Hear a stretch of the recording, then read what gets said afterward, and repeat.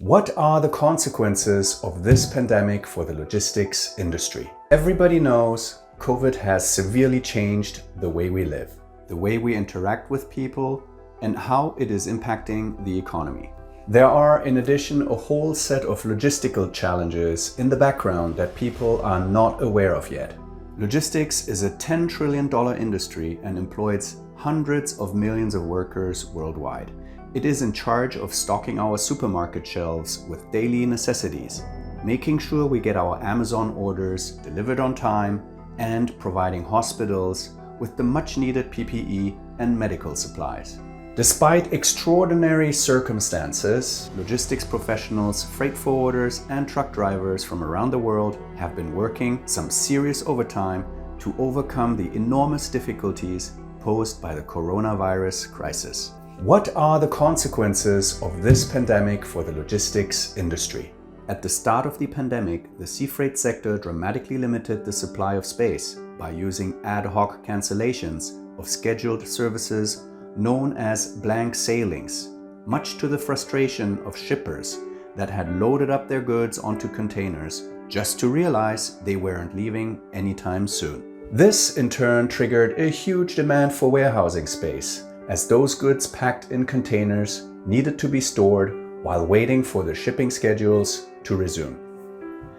Many of us are well aware that the sea freight sector has been hit by a multitude of problems, from the recent Suez Canal blockage to the massive imbalance of container availability and the more recent port congestions as activity resumes. We all know the air freight sector experienced a huge reduction in capacity. Belly hold space will remain severely constrained until at least 2024, by when the International Air Transport Association expects a recovery of air travel to pre-virus levels. Ongoing space limitations in air freight means rates will remain high, triggering shifts for alternative modes of transportation.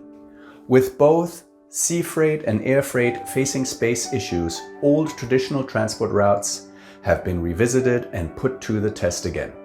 Particularly the Silk Route has boomed from the pandemic, experiencing a 70% increase compared to the year before.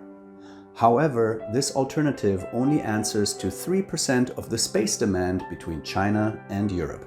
Because of the volatility of international transport modes, shippers and consignees realize that they can't solely rely on the highly vulnerable shipping industry.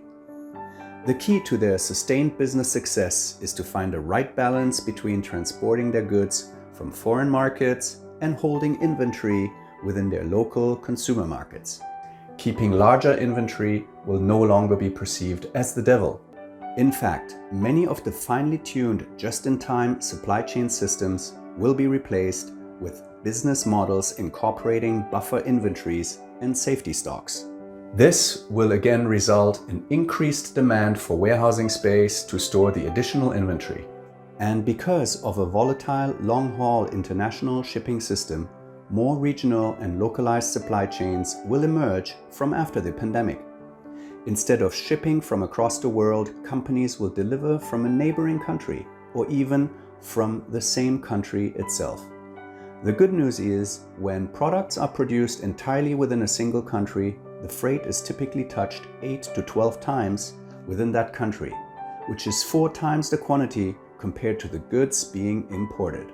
The greatest COVID impact on logistics will come from a move towards a much more regionalized approach, resulting in less miles, but more moves and continuous modal shifts in an effort to adapt, whilst increasing opportunities for warehousing and ground-based road and rail freight transport networks.